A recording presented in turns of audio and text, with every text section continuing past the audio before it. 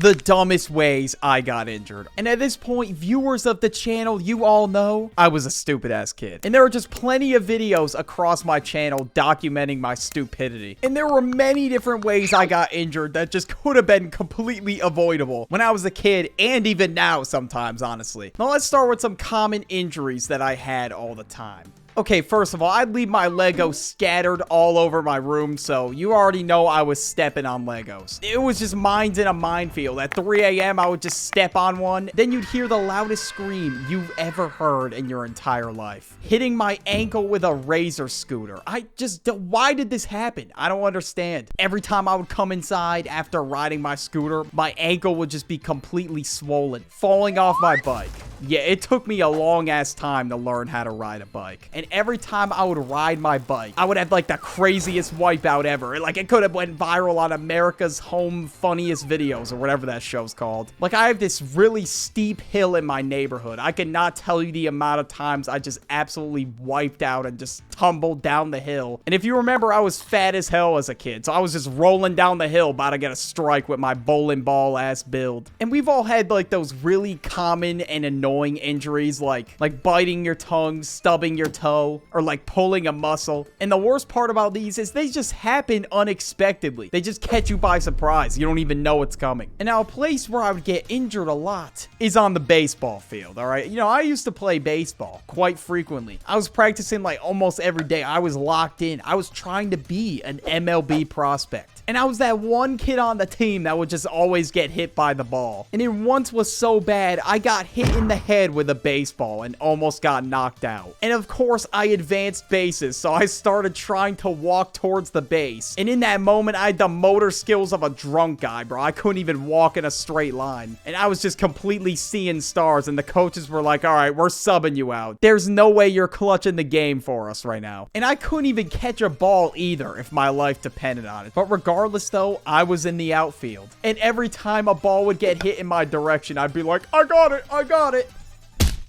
And just like that, my team was scrambling to get the ball as I was delirious as hell on the ground. And I would do a lot of dumb shit like this, for example. You know, this could have easily been avoided. I was like 4 when this happened, but I was looking around the garage, right? And my dad keeps his tools in there. So I was just picking them up like they were an ancient artifact, and I was just so amazed by them. And of course, I was screwing around with them. Okay, that was not meant to be a corny-ass pun. I was just pointing a drill at my brother. I don't know, I was doing some stupid-ass shit, but I got what I deserved. I next pick up a pocket knife. I open the blade, and I was like, wow, this looks cool. And I just fucking touched the blade. Like, what the hell was I doing? Like, why would I touch the blade? Like, I'm just asking to cut my finger, and that's exactly what happened. My finger just starts uncontrollably bleeding. I'm lucky it wasn't even worse. I could have did permanent damage to my finger. And of course, I started crying. Like, what the hell did I think was gonna happen? And my parents just looked at me and probably thought to themselves, wow, this kid's IQ is in the negatives. And of course, there's a lot more negative IQ moments to come. You know, I didn't really pay attention much. I still don't, to be honest with you. And one time, you know, I was just running around the house like an idiot. I don't even remember what I was doing. I think I was playing tag with my brother or something. And the first thing I'm thinking here is, why was I playing tag in the house? There's no room to run around. I don't know. I just don't get it. But then I just ran full speed into a table. And I just got big-bodied by this table, all right? I wasn't even taller than this table, all right? I was pretty short. And I was down on the ground for quite some time. So it was a pretty bad injury. That's crazy that I just got absolutely pieced by an inanimate object. But that was just how little I paid attention to my surroundings. Like, a switch didn't go off in my brain like, hey, dumbass, there's a huge table right in front of you. As I got older, like in middle school, I started playing football. And now, since I got hit a lot with baseballs, you know, I had a stomach pad. I had all kinds of padding because apparently I was just a fucking ball magnet. So I had this stomach pad on. And this kid on my team decided it was necessary that my stomach pad, it just needed to be tested. And he himself had to make sure the stomach pad worked. Now, when I first met this kid, he would pick on me quite often. So I figured this dude just wants an excuse to punch me in the stomach. He was like, yo, bro, can I test your stomach pad? That's pretty much how it went in a nutshell. And then after that, I was just kind of rolling around on the ground for 2 minutes and I could barely breathe. But honestly, getting hit in the nuts is much worse than getting hit in the stomach. Now, alongside regular football, I also played flag football. And you know, after this story, I don't think I'm having kids. It's just not happening. The center snapped the ball and I was like, set.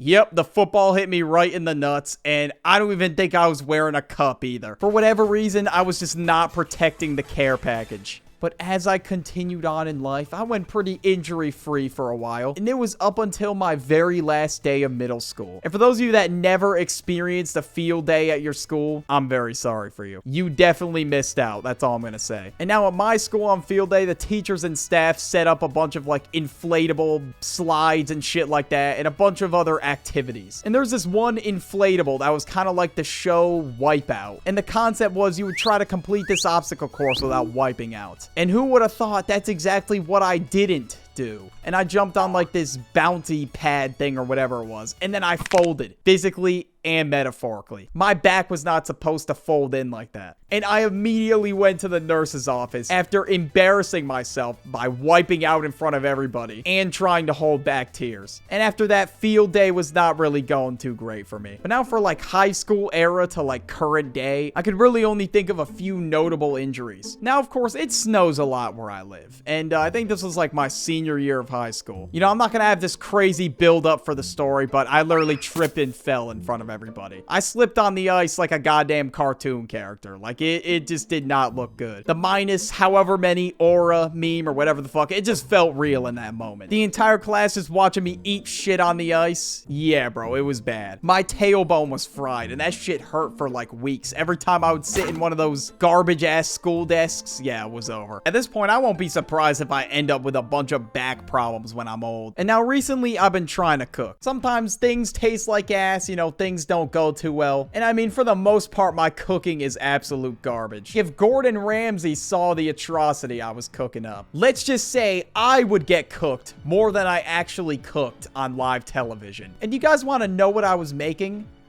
Toast.